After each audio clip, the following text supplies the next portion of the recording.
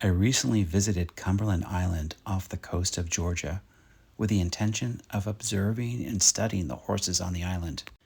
We used to call them wild horses, but we now know that no truly wild horses remain except possibly the horses of Central Asia. So the Cumberland Island horses are not wild. They are feral horses, domesticated horses that have returned to living off the land without direct human help or support. But is this really true? Can these horses truly be called feral? On Cumberland Island, the horses survive largely because of infrastructure created by humans.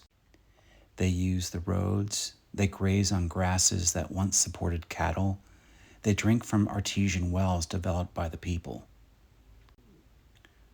So if they are not wild and not feral, what do we call them?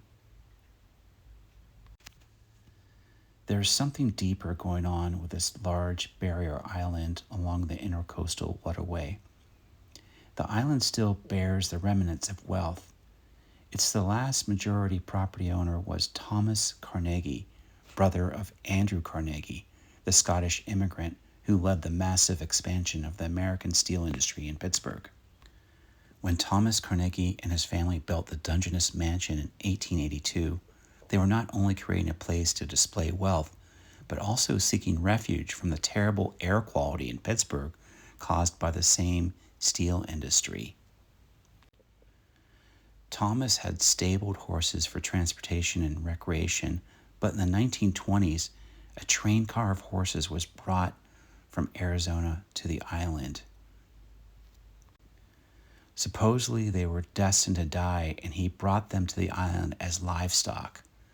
Historical accounts suggest that some of these horses were mustangs, burros, retired circus horses, and other specially purchased animals. In some ways, Cumberland Island may seem like the first horse rescue created unintentionally. But unfortunately, that is really not the case. Local islander and naturalist Carol Ruckteschell has said, "The horses are captive." They live very difficult lives, especially the mares. Their average lifespan is only 8 to 9 years. They carry multiple diseases and often die tragic deaths, including becoming trapped in the salt marsh. Yet most of the 60,000 annual visitors have no idea. So often we see what we want to see, even in the hardship of others. The horses still have lessons to teach us, especially these island horses. Most of us love the image and mystique of horses, their beauty, freedom, symbolism. But what are we missing? What is staring us right in the face? These horses are neither wild nor feral. They are our captives. They are the byproducts of the ruins of wealth. How then do we re-examine wealth? Andrew Carnegie, a ruthless entrepreneur who ultimately gave away 90% of his fortune, once wrote, "Man does not live by bread alone.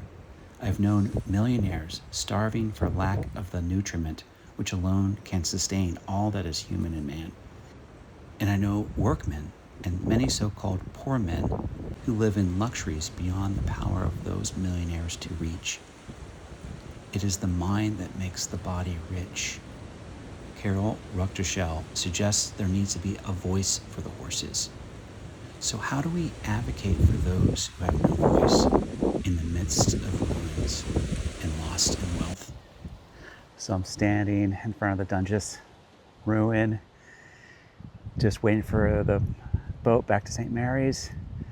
This is once where Thomas Carnegie once lived, brother of Andrew Carnegie. I'm a Pittsburgh native, and now look who's just walking over towards me.